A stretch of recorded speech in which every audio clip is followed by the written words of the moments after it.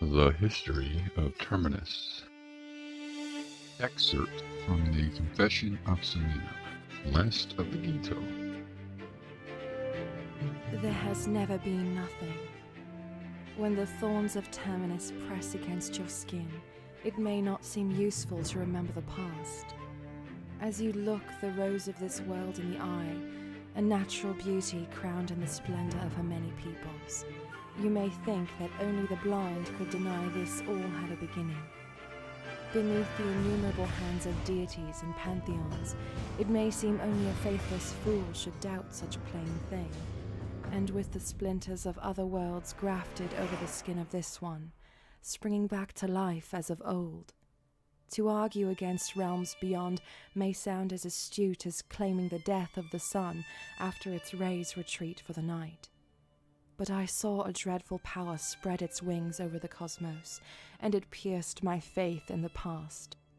I stared into the eyeless face of an eclipse as it bore down upon my world, crowned in the dust of those that had already turned to nothing.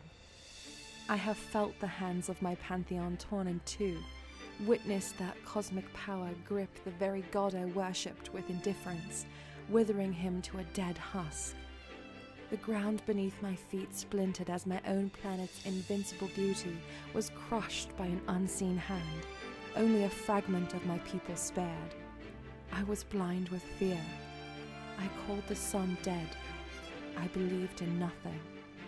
Yet nothing did not claim me.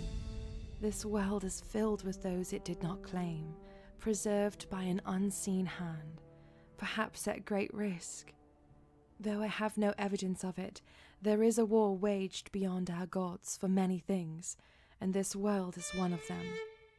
To these higher sovereignties we gave our nothing, and they have given us Terminus. Though lain in a bed of thorns, this world is a cradle of infant hope for we old orphans. This is our wild, delicate cosmos now.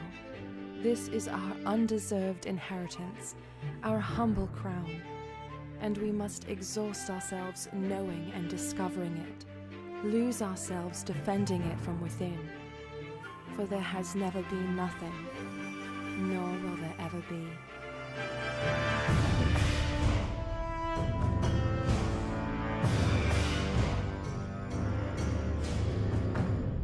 It is fitting the last of the Ginto race introduced the unprecedented events brought about by the collapse of the Pantheon, the tragically named Infinite Union. Semina, High Priest of the Infinite Union, never wavered in his clarity of what transpired, nor misconstrued the truth that the most destructive force to ever stretch across Terminus descended from one of his own gods.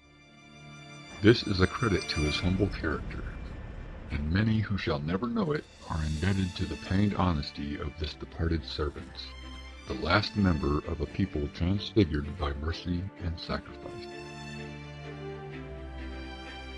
The shorthand of this vast account would say that amidst the age of chaos, a force known as the Revenant rose like a flooding tide across Terminus. Led by the ravaging Lord, the Revenant host sought to exterminate the 6 races who were brought to the planet by a means still unknown. A power which outranks every god, or even pantheon, a sleepy zoo of historians could name.